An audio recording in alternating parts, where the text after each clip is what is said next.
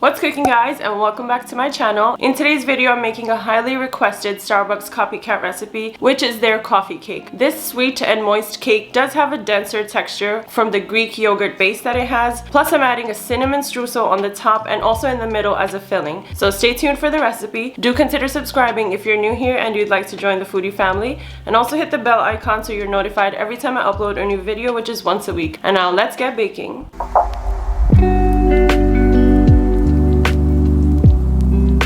As always, let's start by preheating the oven to 325 degrees Fahrenheit. And while the oven preheats, I'm going to grease my 8x8 baking dish, but you can use any type of baking pan you want, guys. Even a muffin pan is fine.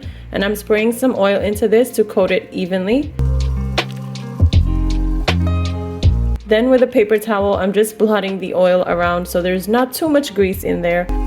And then you can set this aside for now. And let's mix the dry ingredients first, and in a medium-sized bowl I'm going to mix 2.5 cups of all-purpose flour, and you can also use cake flour if you like. And to this I'm adding baking soda, and I have half a teaspoon of it. Then I have baking powder, and I'll be adding 2 teaspoons of it. And then some salt. I added half a teaspoon, but you can also just add 2 pinches. And then with a fork, you want to combine all the dry ingredients up really well till they are incorporated together. This also allows to make the flour mixture lighter, in my opinion. And then you can set this aside, and let's move on to the wet ingredients. And for the wet ingredients, I have a large bowl here with 1.5 sticks, or about 3/4 cup of unsalted butter at room temperature. And I'm going to start by beating the butter for about 30 to 45 seconds to add some air into it and make the butter have a fluffy texture. Then to the butter, I'm adding 1.5 cups of granulated sugar. If that's too much sugar, you can always add less than what I'm adding. And then with my hand mixer again, I'm creaming the butter and the sugar together for at least a whole minute or so. This will really ensure the end result of the batter to turn out to be moist and fluffy.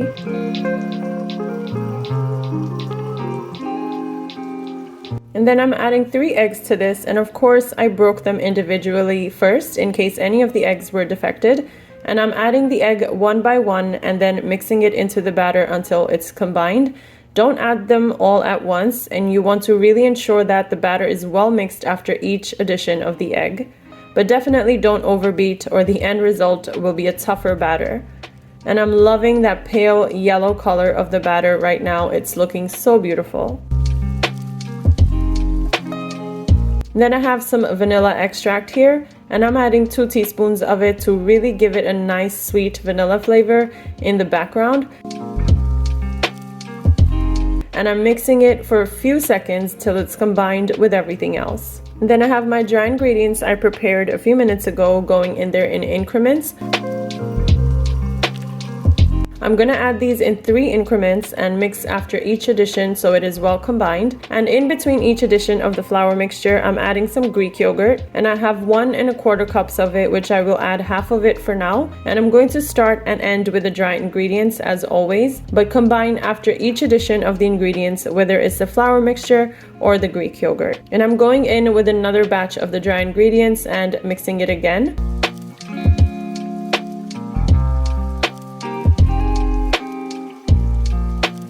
And then the rest of the Greek yogurt is going in there as well. And this is actually Starbucks' secret ingredient to make the coffee cake so soft and rich.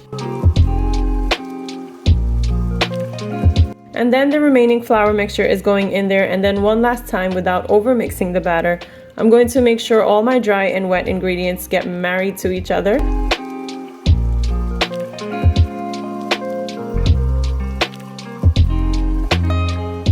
And this is our batter all done. And let's just set this aside for now. And let's quickly make the cinnamon streusel that goes in this cake. I hope I said that right. And I have in a small bowl 2/3 cups of all-purpose flour. And to this I'm going to add some brown sugar. And I have 1/3 cups of it. And don't worry if the brown sugar isn't too soft, it'll bake down anyway. And then I'm adding some cinnamon to this, of course. And I'm eyeballing in about 1.5 teaspoons of it.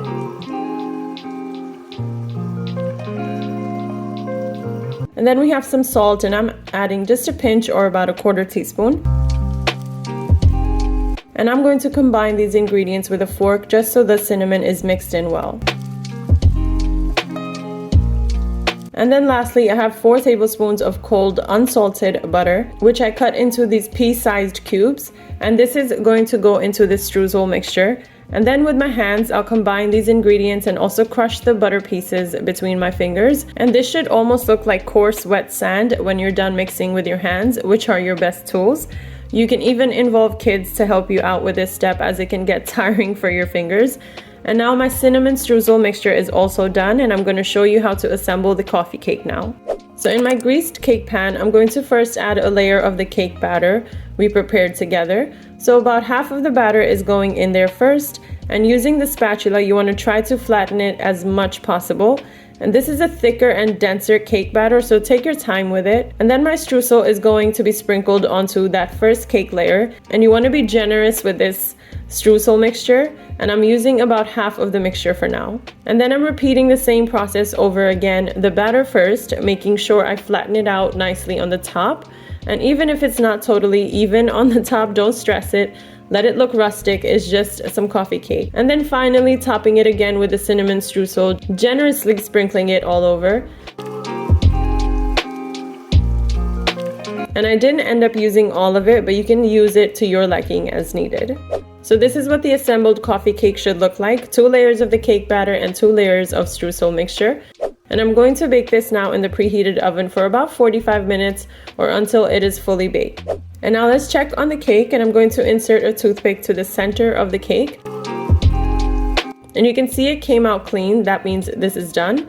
And let's take it out of the oven and let it cool in the pan for at least 20 minutes before removing it onto the rack. And you can see it's beautifully golden on top and smells absolutely amazing.